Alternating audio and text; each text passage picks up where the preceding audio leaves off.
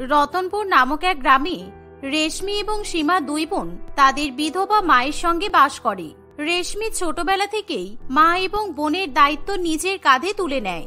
এর ফলে তার ভালো করে পড়াশোনা শেখা হয় না। কিন্তু রেশমি শিক্ষিত হতে পারেনি বলে নিজের বোনকে পড়াশোনা শিখিয়ে বড় করে তোলে। সীমা যখন বড় হয়ে ওঠে তখন বড় বোন ছোট বোনের বিয়ে দেওয়ার জন্য ভালো পরিবারের সম্বন্ধ খুঁজতে শুরু করে, কারণ সীমা দেখতে খুবই সুন্দরী ছিল।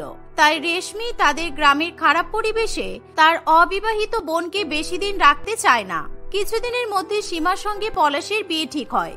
পলাশ এবং তার মা রত্না দেবী বিয়ের সময় যেহেতু বেশি যৌতুক দাবি করে না, তাই রেশমি খুবই খুশি হয়। কিছুদিনের মধ্যেই সীমার সঙ্গে পলাশের ধুমধাম করে বিয়ে হয়। দিদি, আমার তো বিয়ে হয়ে গেল, কিন্তু তুই আমার বড় বোন, তবুও তুই নিজে বিয়ে করলি না কেন? আমি ভেবেছিলাম তোর বিয়ে হলে আমি খুব আনন্দ করব, কিন্তু তুই ইচ্ছা করে আমার বিয়েটা আগে দিয়ে দিলি। বিয়ে হয়ে গেছে বলে বেশি বড় বড় পাকা পাকা কথা বলতে হবে না। আমি প্রথম থেকেই বলে আসছি যে আমি কোনোদিনও বিয়ে করব না। তুই তোর স্বামীকে নিয়ে সুখে সংসার কর, কারণ তুই ভালো থাকলে আমি আর মা এমনিতেই ভালো থাকবো। কিছুক্ষণ পর সীমা তার শ্বশুর বাড়িতে চলে যায়। প্রথম কিছুদিন সীমার সংসার বেশ ভালোই চলছিল, কিন্তু তারপরে হঠাৎ করে একদিন পলাশ মদ্যপ অবস্থায় বাড়িতে ফিরে আসে। নিজের স্বামীকে এভাবে মদ খেয়ে বেহুশ অবস্থায় দেখে সীমা খুবই কষ্ট পায়, কারণ তার একেবারেই এরকম মাতাল স্বামী পছন্দ নয়। পলাশ, আমি ভেবেছিলাম তুমি হয়তো গ্রামের প্রত্যেকটা ছেলের থেকে আলাদা। এই গ্রামের সন্ধ্যা হতে না হতেই সব ছেলেরা মদের বোতল নিয়ে বসে পড়ে, তুমিও তাদের দলে নাম লেখালে। আর বিয়ের আগে তুমি আর তোমার মা কি বলেছিলে যে তোমার কোনো নেশা ভাঙ কোনো কিছুর বদ অভ্যাস নেই? এই শোন, বেশি বড় বড় কথা বলিস না, এমনিতেই আমার মেজাজ গরম হয়ে আছে। আর বিয়ের সময় তোর গরিব দিদি থেকে আমি একটা টাকাও যৌতুক নেইনি, সুতরাং একটা মিথ্যা কথা বলিস তো কি হয়েছে? সীমা এসব কথা কিছুতেই মানতে চায় না, তাই সীমা এবং পলাশের মধ্যে ঝামেলা সৃষ্টি হয়। সেই সময় রত্না দেবী তাদের ঝামেলা থামাতে আসে। মা, তুমি কিন্তু ওকে বেশি বাড়াবাড়ি করতে বারণ করে দাও, তা না হলে ওর উপর কিন্তু আমার হাত উঠে যাবে। আমি তো আমার নিজের পকেটে টাকা দিয়ে মদ খেয়েছি, আমি তোর কাছ থেকে একটা টাকাও চাইনি, তাই না? আর সীমা যদি বাড়াবাড়ি করে তাহলে কিন্তু আমাকে ঘাড় ধাক্কা দিয়ে বাড়ি থেকে বের করে দেবো বলে দিলাম। এই বলে পলাশ ঘরে গিয়ে ঘুমিয়ে পড়ে। রত্না দেবী ছেলের এমন খারাপ ব্যবহারে বৌমার সামনে লজ্জায় মাথা নত করে দাঁড়িয়ে থাকে, কিন্তু সীমা তার শাশুড়ি মাকেও ছেড়ে কথা বলে না। আপনি যখন জানতেন আপনার ছেলের স্বভাব ভালো নয়, আরো প্রত্যেকদিন এরকম নেশা করে, তাহলে বিয়ের আগে আমার পরিবারকে সব সত্যি কথা জানিয়েই দিতে পারতেন। আপনি প্রতিটা পদক্ষেপে আমাদেরকে মিথ্যা কথা বলে এসেছেন, আর এখন আপনার আর আপনার ছেলের মিথ্যার জন্য আমাকে শাস্তি পেতে হচ্ছে। তুমি এমন করে রাগ করো না বৌমা, আমি জানি আমরা মিথ্যা কথা বলে খুব ভুল করেছি, কিন্তু বিশ্বাস করো আমার ছেলে আগে এমন ছিল না। কয়েক মাস আগে থেকে ও এমন ধরনের নেশা ভাঙ করা শুরু করেছে। ওর এই বদ অভ্যাসের ব্যাপারে জানাজানি হলে কোনোদিনও ছেলেকে বিয়ে দিতে পারবো না, সেই ভেবে তোমাদেরকে আমি সত্যি কথা বলিনি। রত্না দেবীর স্বামীরা দুই ভাই ছিল। বড় ভাইয়ের নাম বিমল এবং ছোট ভাইয়ের নাম কমল। বিমল বরাবরই ভীষণ পরিশ্রমী প্রকৃতির ছিল, কাজ করতে কখনো তার কোনো রকমের অলসতা ছিল না। সেই কারণে বিমল বরাবর রাত দিন কাজ করে টাকা জমিয়ে গ্রামে অনেক জমি জায়গা কেনে, আর সেই জমিতেই বাড়ি তৈরি করে। অপরদিকে কমল সবসময় জুয়া খেলা নেশা ভাঙ নিয়ে আনন্দে মেতে থাকে, আর নিজের দাদার টাকা দুই হাতে করে ধ্বংস করে। একদিন বিমলের সঙ্গে রত্নার বিয়ে হয়, আর বিয়ের 1 বছর পর পলাশ জন্মগ্রহণ করে। বিমল তারপর তার ছোট ভাইকে দেখে শুনে বিয়ে দিলে তার ছোট ভাইয়েরও 2টো ছেলে হয়। যতই দিন যেতে থাকে ততই কমলের 2 ছেলে একেবারে কমলের মতোই নেশাগ্রস্ত তৈরি হয়। তারপর একদিন হঠাৎ করে ট্রেন অ্যাক্সিডেন্টে আমার স্বামী মারা যায়, কিন্তু ও মারা যাওয়ার আগে ওর সমস্ত সম্পত্তি ও ছোট ভাইয়ের 2 ছেলের নামে আর আমাদের ছেলের নামে লিখে দিয়ে যায়, কিন্তু বেশি অংশ লিখে দেয় আমার ছেলের নামেই। তারপর থেকে কমল এবং কমলের 2 ছেলে উঠে পড়ে লাগে যাতে পলাশকেও খারাপ করে দেওয়া যায়। প্রত্যেকদিন সন্ধ্যাবেলা তারা পলাশকে ফোন করে মদ পান করার জন্য ডাকে, আর পলাশ সেখানে গিয়ে নিজের স্বভাব খারাপ করে ফেলে। বিয়ের আগে যেহেতু আমি ছিলাম না, তাই পলাশ যা ইচ্ছে তাই করতেই পারে, কিন্তু বিয়ের পরে আমি আমার স্বামীর এমন বাজে নেশা করার অভ্যাস মেনে নিতে পারবো না। তুমি যদি আমার ছেলেকে খারাপ সঙ্গ ত্যাগ করাতে পারো তাহলে এর থেকে ভালো তো কিছু হতেই পারে না। সেদিনের পর থেকে সীমা প্রত্যেকদিন পলাশের সঙ্গে ঝামেলা করলেও পলাশ তার বউয়ের কোনো কথাই শোনে না। প্রত্যেকদিন সন্ধ্যা 7টা-8টা নাগাদ পলাশ তার ভাইদের সঙ্গে মদের আসরে গিয়ে বসে পড়ে। দেখতে দেখতে এভাবেই কিছুদিন কাটে। একদিন, পলাশ, আমি 2 মাসের অন্তঃসত্ত্বা, তুমি দয়া করে এবার এসব ছাইপাশ খাওয়া বন্ধ করো। কারণ কিছুদিন পর যখন আমাদের সন্তান জন্ম নেবে তখন নিজের বাবার এরকম বদ অভ্যাস দেখলে ওর উপরে প্রভাব পড়তে পারে। সীমার অন্তঃসত্ত্বা হওয়ার খবর শুনে পলাশ খুশি হয় ঠিকই, কিন্তু এই সুখবর পলাশকে আসরে যাওয়া থেকে আটকাতে পারে না। পলাশ, তোর তো বিয়ে হয়ে গেল, কিন্তু আমার 2 ছেলের যে কি হবে কি জানি। আচ্ছা, তুই যে রোজ রোজ আমাদের সাথে আসর বসাতে আসিস, তোর বউ তোর সাথে বাড়িতে ঝামেলা করে না? আর বলো না কাকা, বাড়িতে এই নিয়ে অশান্তি লেগেই আছে। এসব কারণে আমি ভাবছি বদভ্যাস ছেড়ে দেবো। আর তোমাদের একটা সুখবর দেওয়ার আছে, আমার বউ অন্তঃসত্ত্বা, কিছুদিনের মধ্যে তুমি কাকা দাদু হয়ে যাবে। তাই এখন বউয়ের খেয়াল রাখতে হবে কাকা, তাই কালকে থেকে আর আসবো না। সীমার অন্তঃসত্ত্বা হওয়ার খবর শুনে কমল এবং তার 2 ছেলে ভীষণ ভয় পেয়ে যায়। কারণ পলাশের সন্তান জন্ম নিলে আর সেই সন্তান যদি ছেলে হয় তাহলে সব সম্পত্তি এমনিতেই পলাশের সন্তান হরপ করে নেবে। তার উপরে কমলের 2 ছেলের গ্রামে যা বদনাম, তাতে দুজনের বিয়ে হওয়া খুবই মুশকিল ছিল। তাই তাদের সন্তান জন্ম দেওয়া অনেক দূরের বিষয়। পলাশ সেদিন সেখান থেকে তাড়াতাড়ি উঠে যেতে চাইলেও কমল এবং তার 2 ছেলে মিলে জোর করে পলাশকে মদ্যপান করিয়ে দেয়। পলাশ তাড়াতাড়ি করে নেশাগ্রস্ত অবস্থায় উঠে বাড়ি যেতে যাবে, সেই সময় বুড়ো কমল নিজের লাঠি দিয়ে পলাশের মাথায় ধরে আঘাত করে। ফলে পলাশ আর্তনাদ করে মাটিতে পড়ে যায়। আর সেই মুহূর্তে পলাশ নিজের শেষ নিঃশ্বাস ত্যাগ করে। এই খবর রত্না এবং সীমার কাছে পৌঁছালে তারা কান্নায় ভেঙে পড়ে। আমি বারবার বারণ করেছিলাম ওদের সাথে মিশতে হবে না, নেশা করতে হবে না, তবুও পলাশ কোনোদিনও আমার কথা শোনেনি। এখন আমি অন্তঃসত্ত্বা, এখন আমি কোথায় যাব? আমি ভালো করে জানি পলাশকে আমার দেওর আর দেওরের বদমাইশ 2 ছেলে মেরে ফেলেছে, কিন্তু ওদের সঙ্গে পুলিশের ভালো ভাব আছে, সেই কারণে এই খবর কোনোদিনও বাইরে বেরোবে না। আর আমার সন্দেহ যদি সত্যি হয় তাহলে ওরা আমাকে আর তোমাকেও মেরে ফেলবে। এবার আমরা কি করব মা? পলাশের পরে এখন আমাদের কাছে আর কেউ বেঁচে নেই যে আমাদের প্রাণ রক্ষা করবে। আর এই জমি ওরা যদি নিজেদের নামে লিখে নেয় তাহলে তো আমরা পথে বসবো। আমি তোমাকে আরেকটা সত্যি কথা বলিনি বৌমা, আমার 1 ছেলে নয়, আমার 2 ছেলে। পলাশের একটা দাদা আছে যার নাম সুজয়। ছোটবেলায় সুজয় জন্ম নেওয়ার পর ওর মানসিক সমস্যা হয়েছিল, তাই সবাই মিলে আমরা ওকে পাগলা গড়দে ভর্তি করেছিলাম। তারপর থেকে আমি পলাশকে নিয়েই বেঁচেছিলাম। এখন যে করে হোক আমাদের সুজয়কেই ফিরিয়ে আনতে হবে। সীমা এই কথা শুনে কি করবে কিছুই বুঝে উঠতে পারে না। সীমা এবং তার শাশুড়ি মা রত্না দেবী তাড়াতাড়ি করে পাগলা গড়দে গিয়ে সুজয়কে ছাড়িয়ে নিয়ে আসে। এমন সময় সীমার মাথায় একটা বুদ্ধি আসে। সীমা এবং রত্না দেবী কাঁদতে কাঁদতে রেশমিকে সব ঘটনা বলে। তোর জীবনে এত কিছু হয়ে গেল, কিন্তু তবুও তুই আমাকে কিছুই বলিসনি। তোকে এরকম শ্বশুর বাড়িতে বিয়ে দেওয়ার আগে আমার একবার খবর নিয়ে নেওয়া উচিত ছিল। আমি যদি ভালো করে দেখে শুনে তোর বিয়ে দিতাম তাহলে আজকে তোকে এই দিনটা দেখতে হতো না। সীমা দিদি, আমার ভাগ্যে যা লেখা ছিল সেটাই হয়েছে, এ নিয়ে আর কথা বলে কোনো লাভ নেই। কিন্তু এখন আমাদের জীবনে যে বিপদ এসেছে সেই বিপদ থেকে একমাত্র তুই আমাদের উদ্ধার করতে পারবি। আমি তোকে কিভাবে উদ্ধার করব বোন? তুই শুধু একবার আমাকে বল, তুই যা বলবি আমি তাই করব। আমি শুধু চাই তোর যাতে আর কোনো ক্ষতি না হয়। আমার বদমাইশ শ্বশুরবাড়ির লোকেরা পলাশ মারা যাওয়ার পর সমস্ত সম্পত্তি নিজেদের নামে করে নিতে চাইছে, আর ওরা আমাকে আর আমার শাশুড়ি মাকেও মারার জন্য উঠে পড়ে লেগেছে। সেই কারণে আমি চাই তুই আমার পাগলা দেওরকে বিয়ে করে আমাদের বাড়ির বৌমা হ, আর তারপর তুই ওদেরকে শায়েস্তা করবি। প্রথমে রেশমি কিছুতেই পাগল সুজয়কে বিয়ে করতে রাজি হয় না, কিন্তু সে তার বিধবা বোনের মুখের দিকে তাকিয়ে সুজয়কে বিয়ে করে। সকলের অজান্তেই সেই বিয়ে হলে কমল এবং তার বদমাইশ 2 ছেলে সেই বিষয়ে কিছু টের পায় না। বিয়ের পর একদিন কমল তার 2 ছেলেকে নিয়ে রত্না দেবীর কাছে আসে। এই যে রত্না বৌদি, অনেক হয়েছে, তুমি আর তোমার বিধবা বৌমাই বাড়ি ফাঁকা করো, কারণ আমি আমার 2 ছেলের বিয়ে দিয়ে বাড়ি দখল করে নেব। সুতরাং তুমি যদি ভালোই ভালোই তোমার ছেলের অংশের সম্পত্তি আমার নামে লিখে দাও তো ভালো, তা না হলে তোমাদেরকে মেরে সবকিছুর মালিক হয়ে যাবো আমরা। ঠিক এমন সময় রেশমি সুজয়কে নিয়ে ঘরের বাইরে বেরিয়ে আসে। আপনার এই আশায় আমি জল ঢেলে দেব, কারণ কাকা শ্বশুর মশাই পলাশ মারা গেছে তো কি হয়েছে, আমার বর সুজয় অর্থাৎ শাশুড়ি মায়ের বড় ছেলে এখনো বেঁচে আছে। আপনি আর আপনার 2 বদমাইশ ছেলে এই সম্পত্তির একটা কানাকড়ি পর্যন্ত পাবেন না। সুজয়কে দেখে কমল ভীষণ পরিমাণে অবাক হয়, কারণ সে ভাবতেই পারেনি যে পাগলা সুজয়কে রত্না দেবী পাগলা গড়দ থেকে ছাড়িয়ে নিয়ে আসতে পারে। ও বাবা, তুমি তো দেখছি তোমার পাগল বড় ছেলেকে আদর যত্ন করে আবার বাড়িতে ফিরিয়ে নিয়ে এসেছো, তার উপরে তার আবার বিয়ে পর্যন্ত দিয়ে দিয়েছো।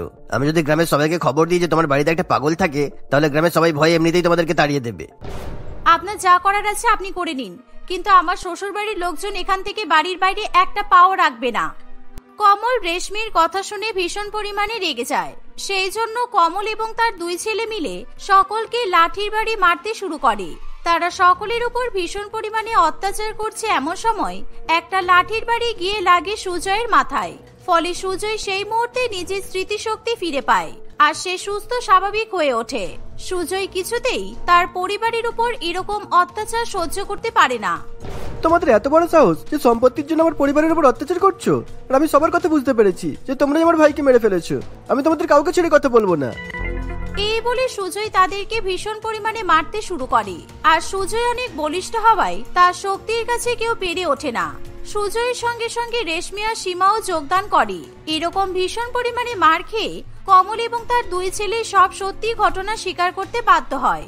এই খবর সারা গ্রামে ছড়িয়ে পড়লে গ্রামের লোকেরা কমল এবং তার দুই ছেলের উপর থুথু করতে থাকে। ফলে পুলিশ গ্রামের লোকের চাপে বাধ্য হয়ে তাদেরকে গ্রেপ্তার করে এবং তাদের যাবজ্জীবন কারাদণ্ডে দণ্ডিত করা হয়। এভাবে বেশ কিছু মাস কাটে। রেশমি সুজয়কে শহরের বড় বড় ডাক্তার দেখিয়ে চেক আপ করায়। ফলে সুজয় আরো বেশি পরিমাণে সুস্থ ও সবল হয়ে ওঠে। মা, তোমরা কোনো চিন্তা করো না, আমি আর রেশমি তোমাদের সবার খেয়াল রাখবো। আর বিশেষ করে আমার ছোট ভাইয়ের বউয়েরও অনেক খেয়াল রাখবো, কারণ ও তো কিছুদিন পরেই মা হবে। যে পরিস্থিতিতে আমাদের দুই বোনের বিয়ে হয়েছে তার জন্য আমার খুব খারাপ লাগছে, কিন্তু আজকে তোর জন্য আমি এত ভালো সংসারের বউ হতে পেরেছি, তাই আমি তোকে অনেক ধন্যবাদ জানাই। কিন্তু আমাদের মধ্যে যে পলাশ নেই, তাই আমার খুব কষ্ট হচ্ছে তোর জন্য। আমার বর নেই তাতে কি হয়েছে দিদি, তবু আমি তোর সঙ্গে মিলেমিশে সংসার করব। আর আমি জানি তুই আমার সন্তানকে নিজের সন্তানের থেকেও বেশি ভালোবাসবি। তুই যেভাবে আমাদের প্রাণ বাঁচিয়েছিস, তাই তোকে তো আমার ধন্যবাদ জানানো উচিত। কিছুদিনের মধ্যে সীমা একটি ফুটফুটে কন্যা সন্তানের জন্ম দেয়। তারপর থেকে দুই বোন মিলেমিশে একই সংসারে সুখে শান্তিতে বসবাস করতে থাকে। রিসা তার মা চৈতালি এবং বাবা অমলের সঙ্গে বাস করে। তারা গরিব হওয়ায় চৈতালি একটি ছোট্ট ডাল ভাতের হোটেল চালিয়ে টাকা রোজগার করে। এভাবে ডাল ভাতের হোটেল চালিয়ে সে যা টাকা রোজগার করে তার পুরো অংশটাই সে তাদের সংসার খরচ এবং মেয়ের লেখাপড়ার খরচায় ব্যয় করে। একদিন বর্ষার সময় চৈতালি তাড়াতাড়ি করে ডাল ভাতের হোটেল বন্ধ করছে। এমন সময়, কিরে চৈতালি, আজকে এত তাড়াতাড়ি ডাল ভাতের হোটেল বন্ধ করে দিচ্ছিস কেন? এই বর্ষার মধ্যে ভাবলাম তোর হাতের ডাল ভাত আর গরম গরম আলুর চোখা খাবো, আর তুই দোকান বন্ধ করে পালাচ্ছিস। আজকে আমার মেয়ের উচ্চ মাধ্যমিক পরীক্ষা আছে, তাই আমাকে তাড়াতাড়ি বাড়িতে ফিরতে হবে দাদা, কারণ সকালে কিছুই রান্না করে রেখে আসতে পারিনি। মেয়েটা বাড়িতে ফিরলে ওকে রান্না করে খেতে দেবো। ঠিক আছে, তাহলে এই বৃষ্টিতে বেকার বেকার আসা হলো, যাই অফিসে চলে যাই। কালকে কিন্তু আলুর চোখা করিস ডালের সাথে, আমি এসে দুপুরে খেয়ে যাব। এই বলে জীবনবাবু ছাতা মাথায় দিয়ে চলে যায়। চৈতালিও তাড়াহুড়ো করে বৃষ্টির মধ্যেই বাড়ি ফিরতে থাকে। ধীরে ধীরে বৃষ্টি ভয়াবহ আকার ধারণ করলে চারিদিক ধোয়া ধোয়া হয়ে ওঠে। সে কিছুতেই চোখে কিছু দেখতে পায় না। এর ফলে সে নিজের রাস্তা গুলিয়ে ফেলে। কিছুক্ষণ পর সন্ধ্যা নেমে আসলে রিসা পরীক্ষা দিয়ে বাড়িতে ফিরে আসে। কি হলো, মা এখনো বাড়ি ফিরে আসেনি কেন? মায়ের তো অনেকক্ষণ আগে বাড়ি ফিরে আসার কথা ছিল। আমার খুব খিদে পেয়েছে, মা এসে রান্নাও করেনি কিছু। এখন আমি কি খাবো?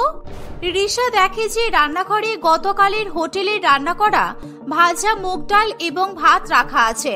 সে কোনো রকমে সেই বাসি পচে যাওয়া ডাল দিয়ে ভাত মেখে খেয়ে নেয়। কিন্তু তখনও চৈতালি বাড়ি ফিরে আসে না। ফলে রিসা ভীষণ পরিমাণে চিন্তায় পড়ে। ঠিক তখনই অমল কাঁদতে কাঁদতে বাড়িতে ফিরে আসে। কি হলো বাবা, তুমি এরকম ভাবে কাঁদছো কেন? কি হয়েছে আমাকে বলো প্লিজ। মা কোথায় গেল? আমার মাকে নিয়ে কিন্তু খুব চিন্তা হচ্ছে। তোর মা আর বেঁচে নেই রে, লরি অ্যাক্সিডেন্টে মারা গেছে। আমি হসপিটাল থেকে আসছি। রিসা এমন কথা শুনে কান্নায় ভেঙে পড়ে। আসলে চৈতালির বাড়ি ফেরার সময় অন্ধকার নেমে আসলে সে পথ হারায় আর ভয়াবহ বৃষ্টিতে সে মেন রাস্তার উপর উঠে আসে। কিন্তু বৃষ্টির কারণে সে আনমনা অবস্থায় রাস্তা পার হতে যাবে, ঠিক সেই সময় একটা লরি এসে তাকে ধাক্কা মারে। এর ফলে সেই মুহূর্তেই সে সেখানে মৃত্যুবরণ করে। রিসা এই ঘটনা শুনে কাঁদতে কাঁদতে তার বাবার সাথে হাসপাতালে গিয়ে পৌঁছায়। সেখানে সে তার মায়ের মৃতদেহ দেখে কিছুতেই কষ্ট সহ্য করতে পারে না। এভাবে দেখতে দেখতে কিছুদিন কাটে।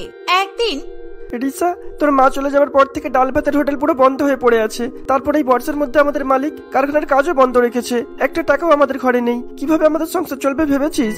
আমি কিছু বুঝতে পারছি না বাবা, কিছু একটা ব্যবস্থা করতে হবে। ঠিক এমন সময় জীবনবাবু তাদের বাড়িতে এসে উপস্থিত হয়। এক সপ্তাহ হয়ে গেল আমি চৈতালির হোটেলে ডাল ভাত খেতে পারছি না, তাই আমি যখন খবর পেলাম যে তোদের মা আর নেই, তাই তোদের সাথে দেখা করতে এলাম। আর সারা জীবন আপনি আমার মায়ের ডাল ভাত খেতে পারবেন না কাকু? শোনো, শিল্প কখনো মরে না, যে চলে যাবার সে তো গেছেই, কিন্তু তুমি তো ওনার মেয়ে, তাই তোমাকেই ওই ডাল ভাতের হোটেল আবার শুরু করতে হবে। আমার বিশ্বাস তুমি নিশ্চয়ই তোমার মায়ের মতো চমৎকার ডাল ভাত রান্না করতে পারবে, আর তোমার যা টাকা সাহায্য লাগবে আমি তোমায় দিয়ে দেবো, সেই নিয়ে তোমাকে ভাবতে হবে না।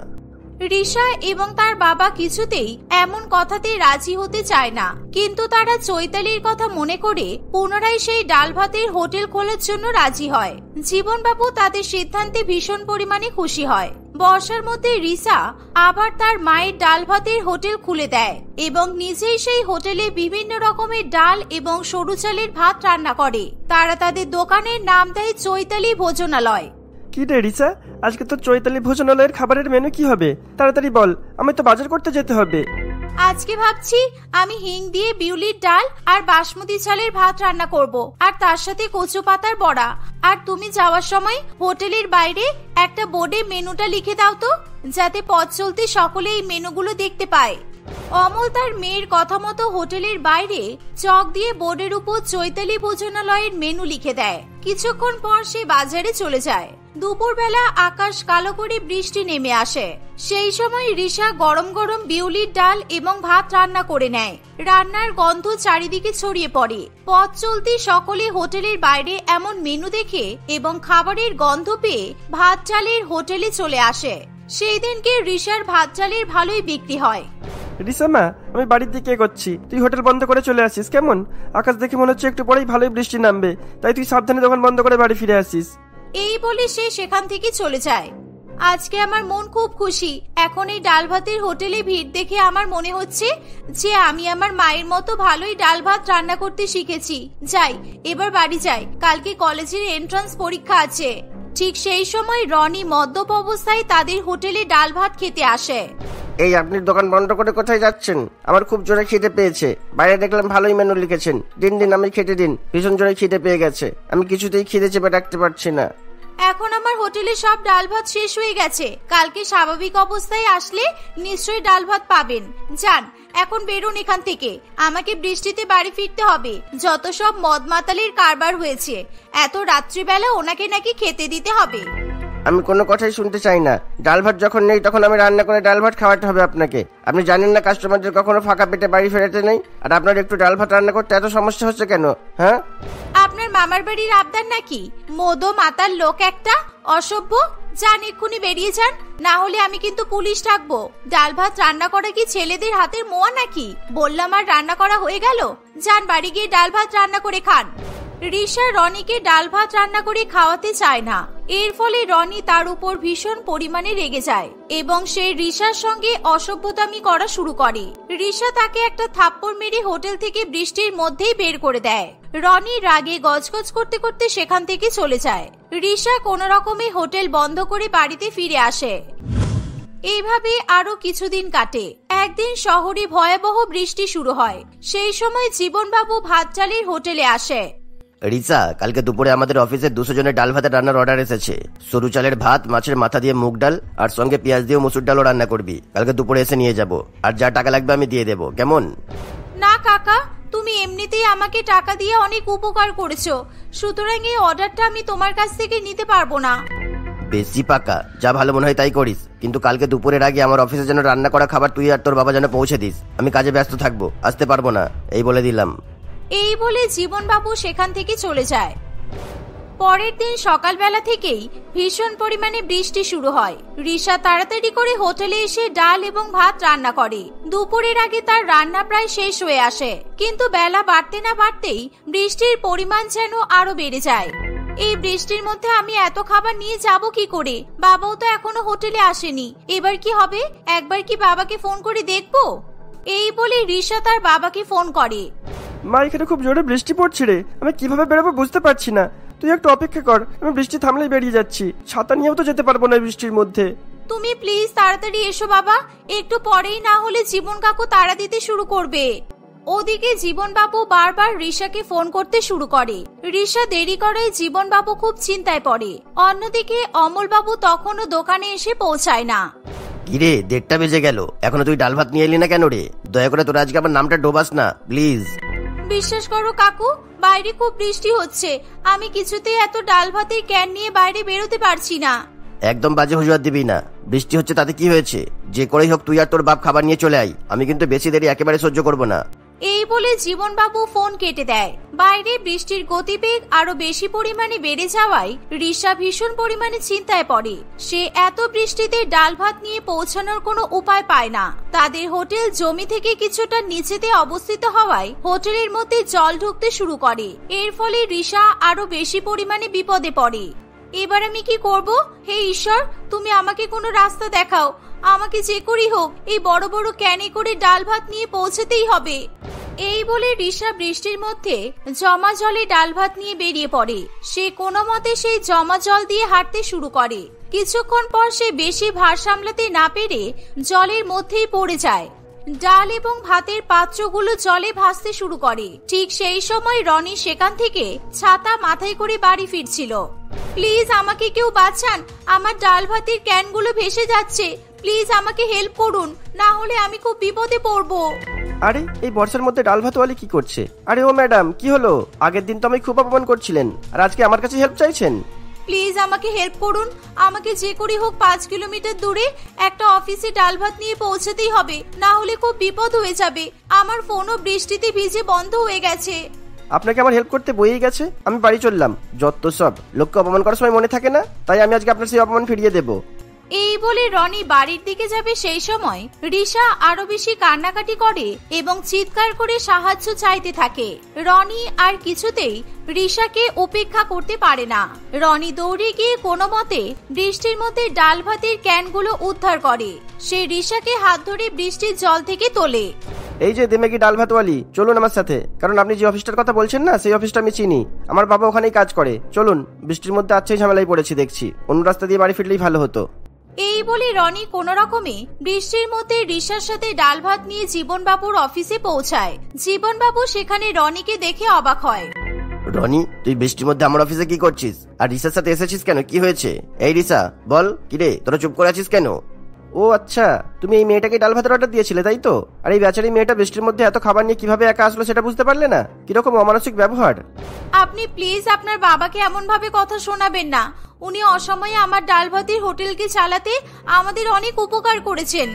আমি বুঝতে পারছি তোর বৃষ্টির মধ্যে ডাল ভাত নিয়ে আসতে ভীষণ অসুবিধা হয়েছে, কিন্তু আমার কিছু করার ছিল না রে। তুই কিছু মনে করিস না, নে তাড়াতাড়ি খেতে দিয়ে দে। বুঝিস তো, কারোর অধীনে চাকরি করতে গেলে তাদের কথা শুনতেই হয়। আর তাছাড়া আজকে খাওয়া দাওয়া করানোর দায়িত্ব আমার উপরে ছিল, আর তাই আমি বৃষ্টির মধ্যে তোকে এতটা কষ্ট দিয়ে ফেলেছি। রিশা সকলকে ডাল ভাত পরিবেশন করে দেয়। সকলে বৃষ্টির মধ্যে মজা করে ডাল ভাত খায়। সেই সময় অমল সেখানে এসে উপস্থিত হয়। সে সেখানে এসে প্রথমে কিছুই বুঝতে পারে না। তাকে তার মেয়ে সব ঘটনা খুলে বলে। অমল সকলকে খুশি মনে তার মেয়ের হাতের বানানো ডাল ভাত খেতে দেখে খুবই খুশি হয়। আমায় ক্ষমা করে দে রিসা, আজকে আমার জন্য তোকে বৃষ্টির মধ্যে বিপদে পড়তে হলো। আমায় দয়া করে ক্ষমা করে দে। জীবনবাবু ছেলের মন সত্যিই ভালো, তোকে যে কতটা উপকার করেছে সেটা আমার ভেবে ভীষণ ভালো লাগছে। মা, তোমাকে অনেক ধন্যবাদ রনি। না না, ঠিক আছে কাকু, আমি আপনার মেয়েকে সময় মতো আমার বাবার কাছে উপস্থিত করে দিয়েছি, আর সবাই সময় মতো খেয়েও নিয়েছে, কোনো অসুবিধা হয়নি। রনির রিশাকে খুবই পছন্দ হয়। সে রিশাকে বিয়ের প্রস্তাব দেয়। রিশাও রনিকে বিয়ে করতে রাজি হয়ে যায়। এইবার তোরা দুজনে মিলে ডাল ভাতের হোটেল চালাস কেমন? আর আমি রোজ কিন্তু ডাল ভাত খাওয়াবি। এভাবেই দুজনে ধুমধাম করে বিয়ে হয়। বর্ষায় ডাল ভাতওয়ালি জীবনে এভাবে পরিবর্তন আসে। তারা সকলে মিলে সুখে শান্তিতে সংসার করতে থাকে।